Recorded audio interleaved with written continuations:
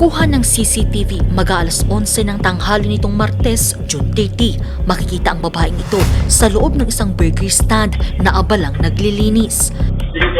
Iwan ba lang po dito kay ano?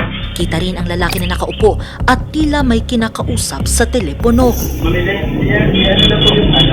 Pumuli na po sa Maya-maya pa, walang kagatul-gatol na tinanong ng lalaki kung may kinita raw ba ang stall. Ay, 340 ka na daw dyan. Wala po.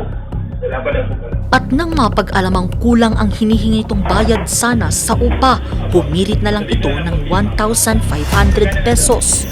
Abot daw ka ng ano, one life muna. Kasya naman po, one side. Kasi naman daw.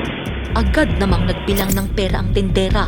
Ang lalaki panisulyap at tila hindi pa mapakali sa inuupuan nito hanggang sa iabot na ng biktima ang pera sa lalaki.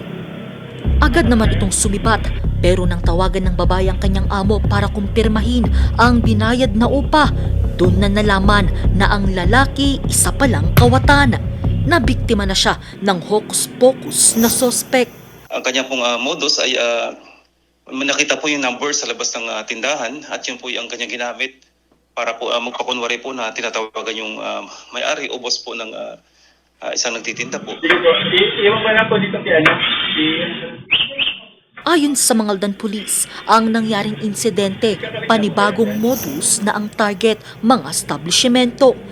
Dito pagmumukhain daw ng kausap nila ang may-ari ng pinagtatrabaho ang establishmento ng mga empleyado at sa kahihiritan ng pambayad ng upa. Bago po ito, nakita po yung number sa labas kasi karamihan po sa isang establishment dito ay pinapakita lang mga number at yun po ang ginagamit oportunidad ng mga ganitong klaseng tao para po tawagan yung mga Kasunod ng insidente, mahigpit na ang pagbabantay ng Mangaldan Police sa mga establishmento sa bayan. Paalala nila sa publiko na huwag agad magtiwala sa sino mang hindi kakilala. Siguraduhin beripikado muna sa may-ari o otorisadong kinatawan ang anumang utos o transaksyon.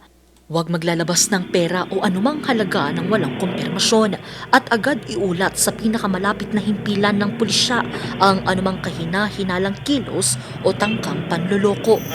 Sa ngayon, patuloy na hinahanap ng mga otoridad ang lalaki sa likod ng panibagong modus. Angel Arquero, RNG News.